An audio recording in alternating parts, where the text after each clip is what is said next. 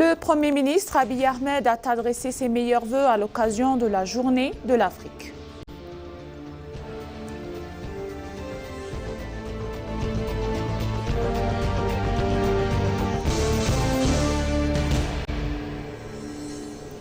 Le vice-premier ministre Temesgen Tiruna a déclaré que la renaissance de la ville de Bahar Dar est une manifestation concrète de notre espoir pour l'avenir.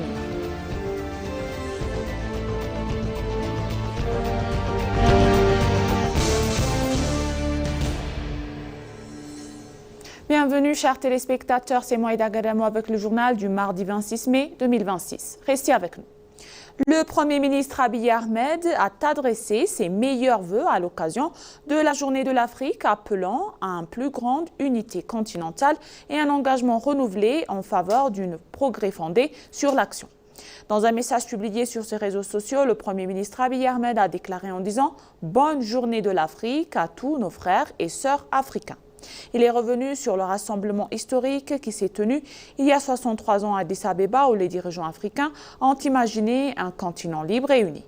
Aujourd'hui, en tant que fier siège de l'Union africaine, l'Éthiopie se tient aux côtés de chaque nation africaine dans ce même esprit d'unité, a déclaré M. Abiy. Il a en outre exhorté les nations africaines à passer des paroles aux actes, des promesses en progrès, soulignant que la plus grande force de l'Afrique a toujours été son peuple. Ensemble, nous nous élevons, a déclaré le Premier ministre Abiy Ahmed dans son message à l'occasion de la Journée de l'Afrique.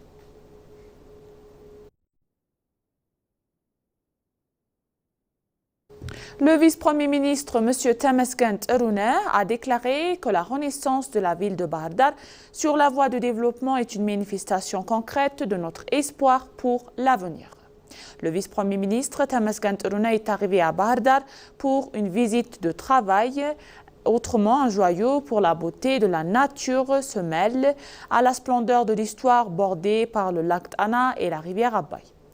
À leurs arrivées à l'aéroport international de Dejazmach Belaïzellak de Bahar Dar, ils ont été accueillis par le président Arega Kabede, aux responsables de la région d'Amara et de la ville de Bahar Dar, des chefs religieux, des notables et des habitants.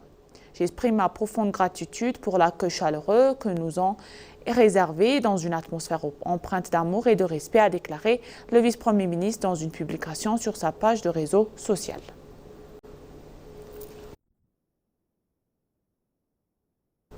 L'Union africaine a commémoré le 63e anniversaire de la fondation de son prédécesseur, l'Organisation de l'Unité africaine. La célébration se déroule sur le thème 63 ans d'unité, d'intégration et de développement, célébration et célébrons ensemble. S'exprimant lors de cet événement, le ministre d'État aux Affaires étrangères, Hadara Aberra, qualifié la Journée de l'Afrique d'étape historique, symbolisant la vision et la détermination des dirigeants africains qui se sont battus pour un si libre continent, libre, uni et prospère. Il a déclaré que la création de l'OUA avait joué un rôle décisif dans le soutien au mouvement de la libération à la fin du colonialisme à travers l'Afrique. Hadara a appelé à intensifier les efforts pour améliorer les soins de santé, promouvoir l'égalité du sexe, moderniser l'agriculture, développer l'industrialisation et créer des emplois pour les plus jeunes et plus croissants du continent.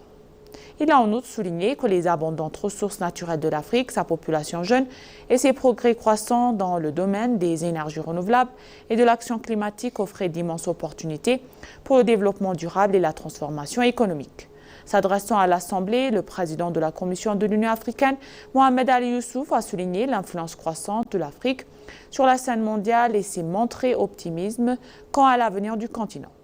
Le président a souligné que le rôle de l'Afrique dans la gouvernance mondiale ne cesse de s'étendre, citant l'adhésion du continent au G20 et les appels de plus en plus nombreux en faveur d'une représentation africaine permanente au Conseil de sécurité des Nations Unies.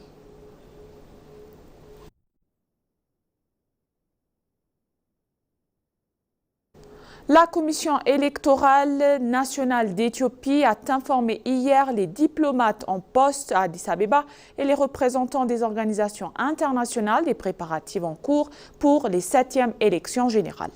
La présidente de la Commission, Melatwerk Haïlou, a présenté l'état de la préparation opérationnelle de la Commission, soulignant les progrès réalisés en matière d'inscription des électeurs, de dispositifs de sécurité, de mesures d'inclusion et de déploiement technologique visant à garantir un processus électoral transparent, pacifique et crédible. Elle a ajouté que ces bureaux de vote spéciaux ont été aménagés par les personnes déplacées, le personnel militaire et les étudiants.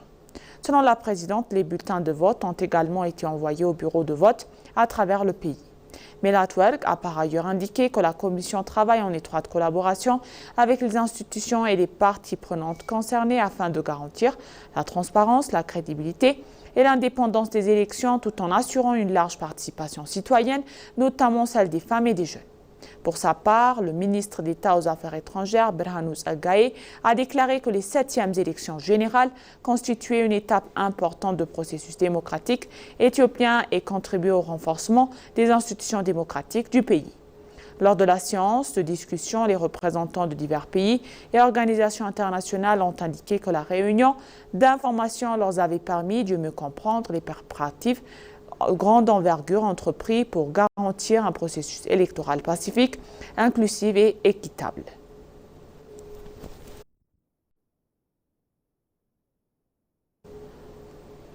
Aujourd'hui, nous avons inauguré le 7e centre de services gouvernementaux numériques Addis Messoub One Center, un nouveau bâtiment de 6e étage doté des dernières technologies, a déclaré la maire Adanet Abeebe. Elle a également rappelé que le public bénéficie désormais des services efficaces, non seulement en se rendant dans les points de service, mais aussi grâce au service mobile Addis Messoub qui permet de se rapprocher des citoyens et d'améliorer encore leurs expériences. La maire a affirmé que nous poursuivons nos efforts pour tenir nos engagements envers la population et réaliser la prospérité dont nous rêvons. Elle a invité les citoyens à venir utiliser les citoyens des services du guichet unique numérique dans le centre le plus grand proche, chez eux et en toute simplicité.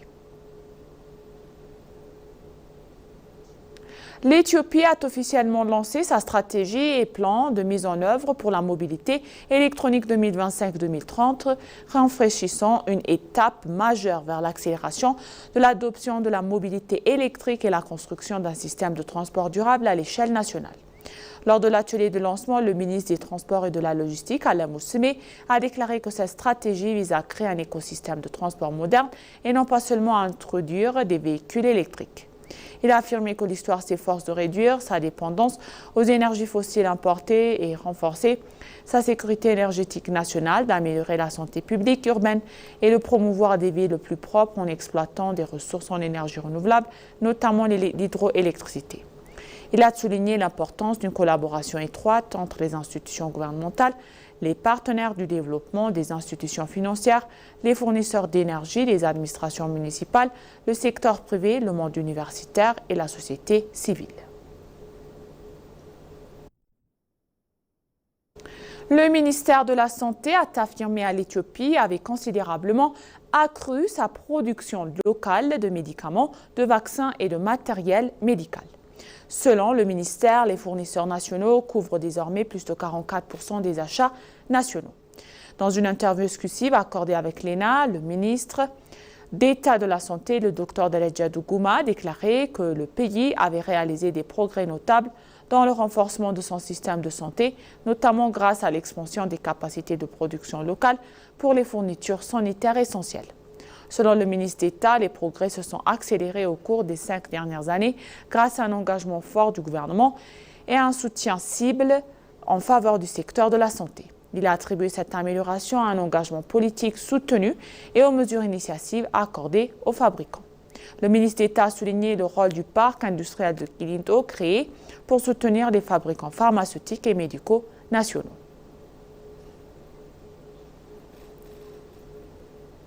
Pour conclure le journal, le projet d'extension de la ceinture verte de 10 millions de dollars dont plus de 423 000 citoyens bénéficient a été mis en place.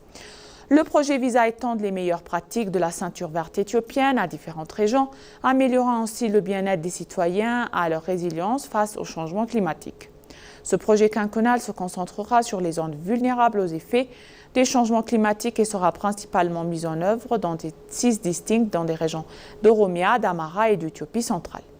Plus de 423 000 citoyens devraient bénéficier de ce projet qui couvrira plus de 67 000 hectares.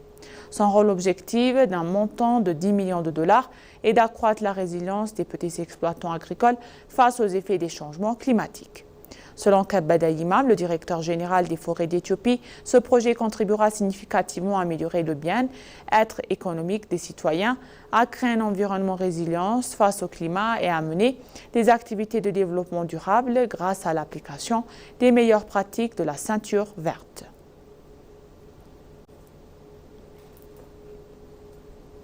Et maintenant, chers téléspectateurs, je vous rappelle les titres principaux. Le Premier ministre Abiy Ahmed a adressé ses meilleurs vœux à l'occasion de la Journée de l'Afrique.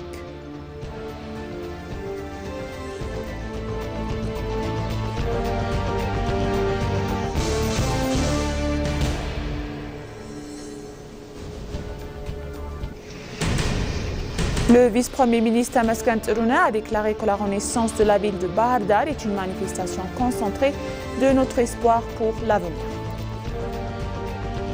Merci, chers téléspectateurs. Ainsi s'achève le journal. C'était moi, Ida Garama, et je vous souhaite une bonne journée.